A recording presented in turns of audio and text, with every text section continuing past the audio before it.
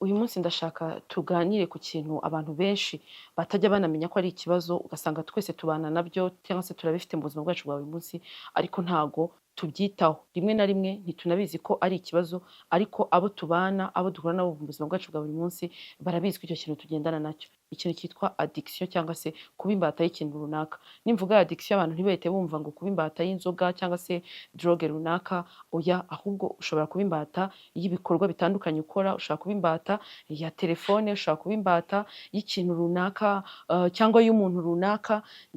Ibyo byose birashoboka. Ushobora kuba imbata y'ibikorwa ukora, wenda nko gukina game, guhura n'abantu runaka, gusohoka, kugira gute, birashoboka ibyo byose ko ushobora kuba addicted kuri byo, ariko ukaba utabizi ko ubana nabyo.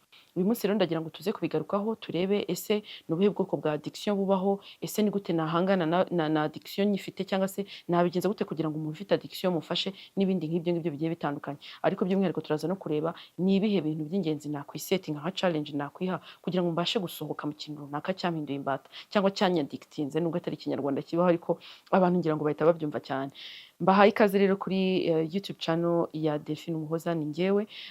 Nkaba ngushimira wowe ugeze aha ngaha kuri iyi channel bwa mbere. Niba rwose wari ubwa mbere uhageze, kora subscribe, kandi niba atari n'ubwa mbere ukabona ko iki kiganiro gishobora gufasha umuntu runaka uzi cyangwa se undi ushobora gukenera kubimenya, kora share, unandike muri comments niba ari iby'ingenzi cyangwa igitekerezo runaka washaka kuduha, kugira ngo nabyo tujye dukomeza tuganira. Ntibibe njyewe gusa uvuga, ahubwo namwe tubashe kuinteractinga, tubashe kuganira, tugirane ubumwe, tubashe kumenya ngo ese ni ibiki dukeneye kuvugaho, ni ibiki dukwiriye gutindaho, ni ibiki dukwiriye kwiga.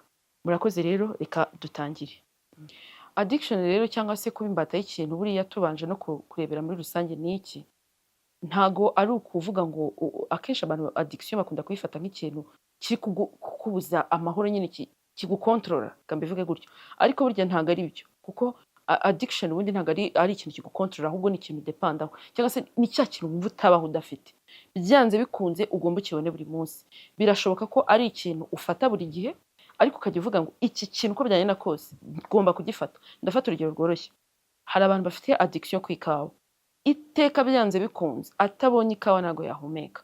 Iteka mu gitondo agomba abona ikawa, saa sita abona ikawa, nimugoroba abona ikawa. Kandi natayibona biramubuza amahoro, nawe ubwe ntashobora, biramubuza ibintu bisanzwe by'ubuzima bwe. Ashobora kunanirwa kurya, ashobora kunanirwa gusinzira, ashobora no kunanirwa n'imibanire y'abandi ishobora kunanirana. Niba ageze nk'ahantu runaka, dufate nk'urugero nk'ahantu mu cyaro hataba ikawa, uwo muntu arabura amahoro, umunsi wose yirirwa ameze nk'umuntu warwaye. Icyo ni ikimenyetso cy'uko ufite addiction ku kintu. Ni ikintu udashobora kwira udakoze, cyangwa se wamenyereye gukora ku buryo wumva utagikoze utabona amahoro, kinakubuza ayo mahoro kandi kigatuma wumva udatuje, ariko kandi byanze bikunze bikaba byatuma hari n'ibintu byangirika mu gihe icyo kintu utakibonye. Ngiyo rero addiction. Addiction rero ntabwo ari ikintu kigukontorora, it's not controlling, ni dependency uba ufite ku kintu runaka. Icyo kintu gishobora kuba igikorwa ukora, gishobora kuba ibintu runaka ucamo mu buzima bwawe bwa buri munsi, cyangwa se ufata ibyo unywa, ibyo urya, cyangwa se bishobora kuba undi muntu runaka muziranye wumva utakwira utabonye. Bya bindi usanga avuga ngo njyewe ngo ntabonye uriya muntu ngo nanapfa. Biriya icyo ni ikimenyetso kikwereka ko uwo muntu mufiteho addiction. Wamubura koko ugasanga ni ikibazo. Uwo muntu aragukontorora, wakreye dependance kuri uwo muntu. Wumva uwo muntu utamufite bitashoboka, utamubonye ntago byakunda. Rero urumva ko kugira addiction ku kintu ni ibintu bisanzwe, ni ibintu bibaho. Ahubwo ikibazo ni iki? Ese ibyo bintu iyo maze kubimenya, namenya gute ko mfite addiction ku bintu? Wenda addiction mfite ni bwoko ki? Reka ubu noneho dukomereze ku kigendanye n'ubwoko bwa addiction bubaho. Addiction rero ya mbere ngira ngo tugarukeho niyo bita digital addiction, cyangwa se addiction ku kintu kigendanye na screen. Ishobora kuba telefone, ishobora kuba televiziyo, ishobora kuba bya bintu byose urebera kuri screen muri rusange. Ishobora kuba filime, ukaba uri addicted kuri filime ku buryo byanze bikunze filime n'ubuzima bwawe. Utarebye filime uraremba, uramera nabi, urabura amahoro, abantu bose barababuza amahoro. Ishobora kuba kuri telefone, bya bindi duhora tumeze gutya dukanda ducunga n'ibiki byabaye. Ishobora kuba game runaka ukinira kuri telefone cyangwa se kuri screen runaka, ugasanga umuntu byanze bikunze game nadakina game uwo munsi nyine biraba birangiye. Izi addiction zikunze no kugaragara cyane cyane ku bana, aho umwana usanga niba utamuhaye iki kintu birahita byangirika. Kubera iki? Kuko buri ikintu ntababwiye nuko addiction ikintu cya mbere ikora, iguha ibyishimo, bikora umusemburo witwa dopamine mu mubiri wawe. Ubundi hari ahantu uwo musemburo uba ugomba kugarukiriza. Dopamine ni ukuvuga ngo ni wa musemburo ukorwa mu mubiri iyo twishimye, uhuye n'inshuti, muraganiriye, uranezerewe, uri kumwe n'umuntu ukunda, ibyo byose birazana dopamine, cyangwa se umuntu akubwiye neza kumva birakunyuze cyane. Ubundi ubusanzwe hari ahantu icyo gipimo ubwonko butagomba kurenza. Uko rero ukomeza ukora icyo kintu kigushimisha cyane, niko ibyishimo bigenda birenga. Noneho byarenga ubwonko bukazagera ku rwego budashoboye kwihanganira icyo kintu. Noneho ugasanga ukreye dependance, uhora ugishaka. Kandi ntabwo ugishaka mu buryo bworoshye, ahubwo uragishaka mu buryo burenze. Ni hahandi utangira ikintu wagifataga mu buryo bworoshye, noneho ubutaha wajya kugifata ugasanga urashaka kurenzaho ubushize watangiriye. Niba ari inzoga, niba ari ikiyobyabwenge runaka, niba ari umuntu runaka ushaka muhora muri kumwe, ejo mwari muri kumwe isaha imwe, ejo urashaka abiri, ugashiduka noneho wumva uwo muntu utamurika, byanze bikunze mugomba guhora muri kumwe. Ni hahandi usanga nk'urukundo rwarajemo ikintu kimeze nka toxicity, ugasanga umuntu byanze bikunze arahora ashaka kumenya ahantu uri, mwe muri kumwe, mwe mwicaranye, kiriya ni ikimenyetso kibi cyane. Ni umuntu warakreye dependance kuri wowe ku buryo bishobora kuguteza ibibazo bikomeye. Icyo rero ni ikimenyetso cya addiction. Ubwo nagarukaga kuri ubwoko bwa mbere bwa addiction, ari nayo mpamvu bise profita ngo nsobanure kugira ngo umuntu agire addiction ubundi bigenda gute mu mubiri we. Ubwoko bwa mbere rero bwari digital addiction. Ubwoko bwa kabiri rero ni ikintu kigendanye na food addiction, ikigendanye n'ibiribwa. Addiction ku kigendanye n'ikintu winjiza mu kanwa urya. Gishobora kuba ibiryo runaka urya, ugasanga umuntu afite addiction ku kintu cyo kurya runaka. Dufate urugero nko kuri fanta. Abantu benshi buriya ntabwo babizi, ariko naje gusanga abantu benshi bagira addiction kuri fanta. Ugasanga umuntu mu gitondo arabyutse anyweye fanta, saa sita anyweye fanta, nimugoroba anyweye fanta, buri kanya ni fanta. Natabona fanta ntabwo bibukunde. Akantu karyohereye mu kanwa, bombo, shikrete, ugasanga umuntu arya shikrete guhera mu gitondo kugeza nimugoroba. Natayibona ntabwo abasha kujya kuvugira imbere y'abantu, natayibona ntabwo ari bujye gusenga, natayibona nta kindi kintu ari bukore mu rugo. Shikrete yabaye shikrete. Kubera iki? Byamaze wamaze gukrera dependance kuri yo, ku buryo wumva iteka ryose uhora wumva ushaka iyo shikrete, aho waba uri hose ukumva urashaka guhekenya. Niba winjiye muri supermarket ni shikrete uri gusaba. Ibyo byose rero ni ikibazo, birakreya cravings kuri wowe.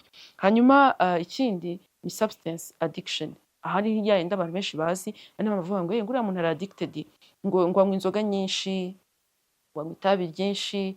Hari ibintu byinshi cyane abantu bafata by'ibiyobyabwenge byamaze kuba addiction kuri bo, kuko ni nabyo bitworohera kubona, kuko atari ibintu tuba dusanzwe dufata buri gihe, ariko n'ibyo dufata buri munsi nabyo bikreya addiction kuri twebwe. Rero substance abuse byo ni ibintu bibi cyane, kuko byo binakreya dependance irenze urugero, kuko ibindi byo hari igihe ubibura ukamara n'icyumweru utabifite, ariko nk'ikiyobyabwenge cyo biragorana cyane, kuko itekane iyo ukibuze byanze bikunze uhura n'ingaruka mbi ku mubiri wawe, ku buryo nutabibona biba ari ikibazo. Ugasanga umuntu ari gutitira, ugasanga umuntu ari kwiba, ugasanga umuntu ari gukora ibintu byinshi bitandukanye bibi bitagomba gukorwa muri sosiyete kubera ko yabuze cya kintu. Nayo mpamvu ari nayo tumenyera cyane. Hanyuma hari n'indi addiction abantu benshi batazi igendanye na behavior, uko twitwara mu buzima bwacu bwa buri munsi, kandi abantu benshi baranayigira, nayo mpamvu rimwe na rimwe batabimenya. Behavior addiction iyi ngiyi igaragarira mu bikorwa byacu bya buri munsi. Ugasanga umuntu afite addiction yo shopping, natagura urukweto rushyashya, natagura umwenda mushyashya, natagura ikintu gishyashya nagahumeka. Byanze bikunze uwo muntu yamenyereye ko buri gihe uko bwije nuko bukeye agomba guhora shopping. Urwo ni urugero rworoshye. Cyangwa se ugasanga umuntu afite addiction ku kigendanye no guhora yiblaming, ahora buri gihe avuga ngo ngiye sinabishobora, ngewe ndi mubi, ngewe guko mana yanjye, abantu bose barabizi ko bimeze gutya. Ntabwo ashobora kuvuga ijambo adashyizemo ikintu cyo kwiblaming, cyangwa se cyo kuvuga ngo iki kintu nzagikora ejo. Ubwo nabwo ni ubundi bwoko bwa addiction usanga umuntu agira, afite icyo bita procrastination. Byanze bikunze akantu kose ugiye gukora ntabwo ugakora ku kanya. Mwene nk'abo bantu ikintu kinabakubwira, bakunda no gukerererwa cyane. Ntashobora kugerera ahantu ku gihe niyo byagenda bite. Uzi ikintu kiba cyabiteye? Aba yumva agifite igihe, arumva agifite umwanya wo kuvuga ngo ngewe iki kintu ndagikora mu kanya, ndagikora ejo, nzagikora ubutaha, nintagikora uyu munsi ntabwo byangirika, nintagikora abandi baragikora. Noneho ugasanga iyo myitwarire uko uyikora buri munsi niko uyimenyera, kandi uko umenyera ibibi niko iteka udashobora gukora. Niyo umuntu yagushyira amafaranga imbere akakubwira ati ngaya nyateretse iruhande rwawe, ntabwo ushaka gukora icyo kintu neza, byanze bikunze uratinda, urakerererwa. Tukiri kuri behavior rero, ndagira ngo ngaruke no kuri addiction igendanye n'amafaranga. Umuntu ugasanga rwose ikintu kigendanye n'amafaranga ni addiction kuri we.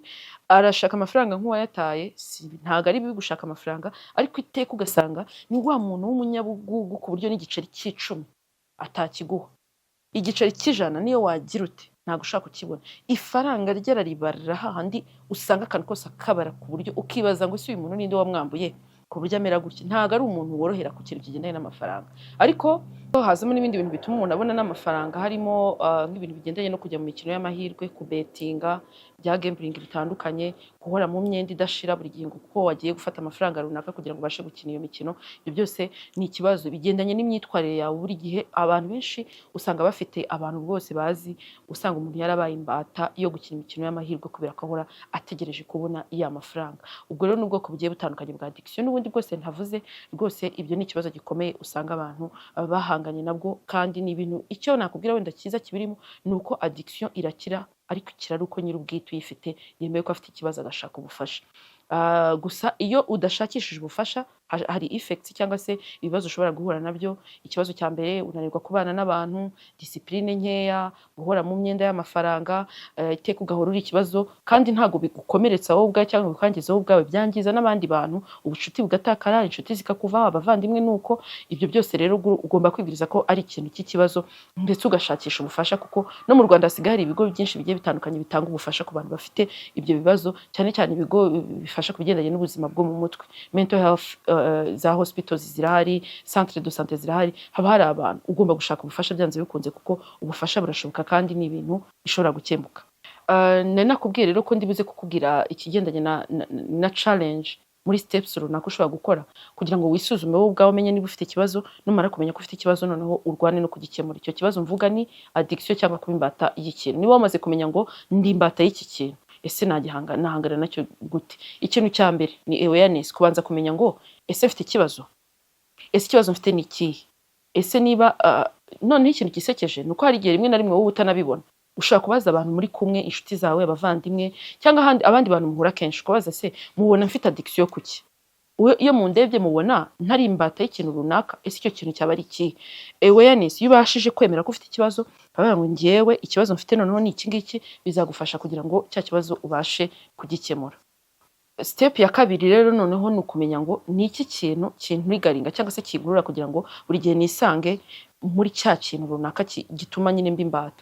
Dufate urugero, niba mfite nka addiction ku kurebera filime kuri televiziyo, ni urugero, byanze bikunze televiziyo ngomba kuba nyiri iruhande, ni iyihe trigger ituma nshaka kureba televiziyo? Birashoboka ko ngewe nirirwa mu rugo buri gihe kandi nkaba mbura umwanya wo kugira ikindi kintu nkora, ngiye nkaba numva nakwicara kuri televiziyo gusa. Icyo gihe nimara kumenya ngo trigger ni iyi ngiyi, cyangwa se niba trigger kugira ngo ndebe kuri telefone yanjye umwanya munini ari uko nayifashe, niba trigger kugira ngo mfate drogue cyangwa se mfate inzoga, nsangire inzoga n'abantu binanire kwikontrola, ari abantu buri gihe mba nagiye kureba. Iyo umaze kwidentifyinga trigger, bihita bituzana kuri step ya gatatu, noneho ni ugusimbuza ya trigger yawe ikintu runaka, habit runaka. Niba uzi neza ko kwirirwa mu rugo ari byo bituma wirirwa uri kuri telefone cyangwa uri kuri televiziyo, cyangwa se niba uzi ko ari byo bituma ujya mu nshuti zawe zikaba zakuyobya zikakujyana mu bintu runaka, shaka ukuntu bisimbuza, ushaka ikintu kikugira busy. Icyo gihe iyo ubashije kubona ikintu gituma uba busy, bituma na ya envie kwa gushaka guhora muri cya kintu kigukontrola cyangwa se kikubera imbata bigabanuka cyangwa se bishira. Niba uri wa muntu uvuga ngo ngiye byanze bikunze ngomba gukontrola umuntu dukundana, nkamugendaho byanze bikunze nkamenya ahantu ari, ugasanga ufite addiction ku muntu runaka, ugomba gushaka ikindi kintu gituma uba busy, bigatuma bya bintu bigabanuka, ukareka gukomeza ukontrola umuntu muri kumwe. Hanyuma ikindi, ugomba kwemera gusaba ubufasha, kuko buryo wamaze kuba imbata y'ikintu ntabwo ushobora kukikuraho wenyine, byanze bikunze ukenera ubufasha bw'abandi bantu. Biragusaba ngo ushake umuntu wizera, umubwire ikibazo ufite, hanyuma nurangiza umubwire ati ndashaka kumfasha, bityo najya kubona ugiye kujya kugwa muri wa mutego akugarure, bizakorohereza rero. Noneho ikindi ni ukwisuzuma. Isuzuma uvuge ati ese uyu munsi nateye intambwe ingana gute? Si ngombwa ko utera intambwe nini icyarimwe, tangira gake gake. Niba uzi ko wamaraga igihe kinini cyane kuri televiziyo, uvuge ngo noneho uyu munsi ngiye kwiyemeza kumara igihe runaka. Niba uzi yuko wari uri wa muntu ukontrola buri gihe uhangayitse uvuga ngo iki kintu cyagenze gute, niba uzi kuri wa muntu uhora uvuga ngo ngiye kubetinga, uvuga ati ngewe ni icyamfashaga kubetinga ndabizi n'ino telefone, ushaka umwanya uvuge ati uyu muntu runaka nafashe ino telefone mu gihe runaka, ugende wigobotora gake gake kugeza igihe ubashije kuba free, utongera kuba imbata y'ikintu runaka cyangwa se y'umuntu runaka cyangwa y'ibikorwa byawe runaka. Ngaye nguko rero ugerageze muri ibyo byose. Niba uzi ko hari umuntu uzi nawe ufite ikibazo cya addiction, ushobora kumufasha muri ubwo buryo ukamuganiriza. Niba kandi uzi ko iki kiganiro ari uwo cyafasha kuri uyu munsi, cyangwa ukaba uzi ko hari inama runaka uzi yafashije umuntu uzi cyangwa se yafasha, ushobora kuyandika muri comment. Ntiwibagize rero gusangiza inshuti zawe iki kiganiro. Reka soze ngushimira kandi nkwifuze gukomeza kugubwa neza. Mureke twese dufatanyiriza hamwe kugira ngo duhangane n'ibi bintu byatugize imbata, kuko byanze bikunze ndabizi ko wowe uri kureba, nanjye ubwanjye mbizi ko hari ikintu runaka kiba cyaratunaniye kureka, ariko ntago rirarenga. Uyu ni wo mwanya wo kugira ngo uhangane n'icyo kibazo.